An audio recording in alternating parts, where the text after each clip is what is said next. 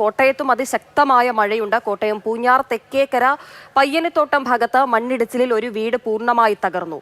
മണ്ണിനടിയിൽ അമ്മയും മകനുമുണ്ട്.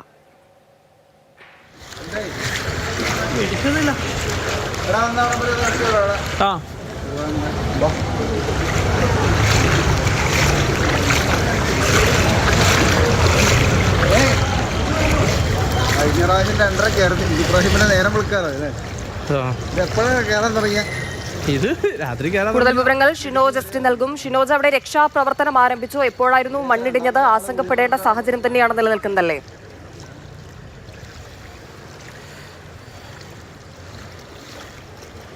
ഹിമ, കനത്ത മഴയാണ് ഇന്നലെ വൈകിട്ട് മുതൽ കോട്ടയത്ത് പെയ്തുകൊണ്ടിരിക്കുന്നത്. പ്രത്യേകിച്ച് കിഴക്കൻ മേഖലയിൽ നിന്ന് പടിഞ്ഞാറൻ മേഖലയൊന്നും തന്നെ വ്യത്യാസമില്ലാതെ അതിശക്തമായ മഴ. അത് ഈ കിഴക്കൻ മേഖലയുടെ കാര്യമെടുത്താൽ തീവ്രമായ രീതിയിലുള്ള മഴ എന്ന് തന്നെ പറയേണ്ടി വരും. പുലർച്ചെ 1:30 കൂടിയാണ് ഉരുൾപൊട്ടലിന് സമാനമായ രീതിയിലുള്ള ഉരുൾപൊട്ടൽ എന്ന് തന്നെയാണ് നാട്ടുകാർ ഉൾപ്പെടെ പറയുന്നത്. പക്ഷേ ഒരു സ്ഥിരീകരണത്തിലേക്ക് നിലവിൽ ഇപ്പോൾ ഈ ദുരന്ത നിവാരണ അതോറിറ്റി ഒന്നും തന്നെ എത്തിയിട്ടില്ല. പൂഞ്ഞാർ തെക്കേക്കര പഞ്ചായത്തിലെ പലയിടങ്ങളിലും 3 ഉരുൾപൊട്ടി എന്നാണ് നാട്ടുകാരൊക്കെ തന്നെ പറയുന്നത്. തീക്കോയി ഉൾപ്പെടെയുള്ള മേഖലകളാണ് ഇത്തരത്തിൽ ഉരുൾപൊട്ടിയിട്ടുണ്ട് എന്ന് നാട്ടുകാർ ഉൾപ്പെടെ പറയുന്നുണ്ട്. എന്തായാലും വലിയ രീതിയിൽ ഒരു പുലർച്ചെ 1:30 കൂടി വലിയ ശബ്ദത്തിൽ, ഉറച്ച ശബ്ദത്തിൽ ഈ മണ്ണും കല്ലുമൊക്കെ തന്നെ താഴേക്ക് പതിക്കുകയായിരുന്നു. ആളപായം നിലവിൽ ഇല്ല എന്നാണ് മനസ്സിലാക്കാൻ കഴിയുന്നത്.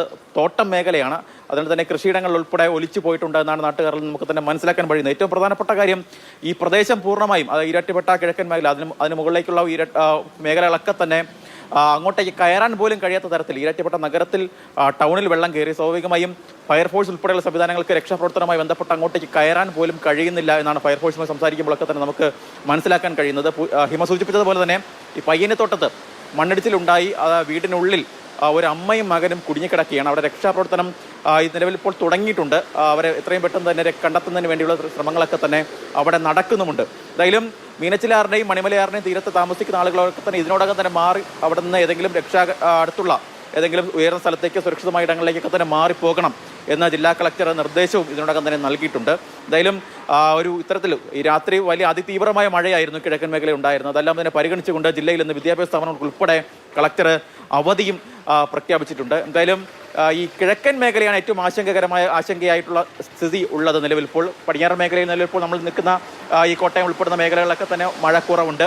എന്നാൽ പാലായ്ക്ക് മുകളിലോട്ട്, പാല, ഈരാറ്റുപേട്ട, അതിനുശേഷം വരുന്ന വാഗമൺ ഉൾപ്പെടെയുള്ള മേഖലകളിലൊക്കെ തന്നെ അതിശക്തമായ മഴ ഇപ്പോഴും പെയ്യുന്നുണ്ട്. ഇപ്പോഴും മഴ തുടരുന്നുണ്ട്. മണ്ണിടിച്ചിലും അതുപോലെ തന്നെ ഉരുൾപൊട്ടലും ഒക്കെ തന്നെ 3-4 തവണയൊക്കെ ഉണ്ടായി ഈ കഴിഞ്ഞ രാത്രിയിൽ എന്നാണ് നാട്ടുകാർ ഉൾപ്പെടെ പറയുന്നത്.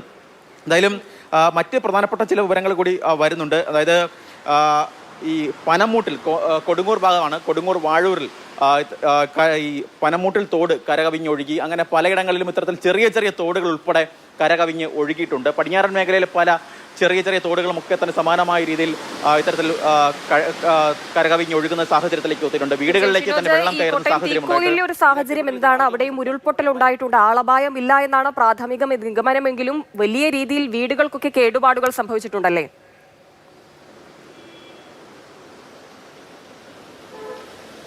മൂന്നിടങ്ങളിൽ ഈ പൂഞ്ഞാർ തെക്കേക്കര ഭാഗങ്ങളിൽ, തീക്കോയി ഉൾപ്പെടുന്ന മേഖലകളിലൊക്കെ തന്നെ 3 ഉരുൾപൊട്ടി എന്നാണ് നാട്ടുകാരുമായി സംസാരിക്കുമ്പോഴൊക്കെ തന്നെ നമുക്ക് മനസ്സിലാക്കാൻ കഴിയുന്നത്. തീക്കോയി, മംഗളഗിരി, കൈപ്പള്ളി, പെരിങ്ങളം എന്നിവിടങ്ങളിലാണ് ഇത്തരത്തിൽ ഉരുൾപൊട്ടിയിരിക്കുന്നത്. നിലവിൽ ലഭിക്കുന്ന വിവരമനുസരിച്ച് ആളപായമില്ല എന്നത് പ്രാഥമികമായുള്ള വിവരമാണ്. ആളപായം ഒന്നും തന്നെ ഇല്ല. വീടുകൾക്ക് അതേസമയത്ത് തന്നെ കേടുപാടുകൾ ഉണ്ടായിട്ടുണ്ട്.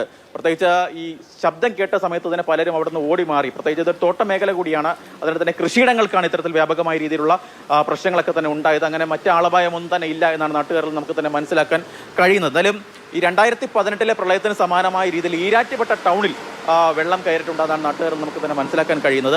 ആ സമയത്ത് പോലും ഇത്തരത്തോളം വെള്ളം ഈരാറ്റുപേട്ട ടൗണിൽ ഇത്തരത്തിൽ കയറിയിട്ടില്ല എന്നാണ് നാട്ടുകാർ ഉൾപ്പെടെ പറയുന്നത്. എന്തായാലും ആ സമാനമായ രീതിയിലുള്ള മഴ ഇന്നലെ രാത്രിയോടുകൂടി അതിതീവ്രമായ രീതിയിലുള്ള മഴയായിരുന്നു കോട്ടയത്ത് ഉണ്ടായിരുന്നത്.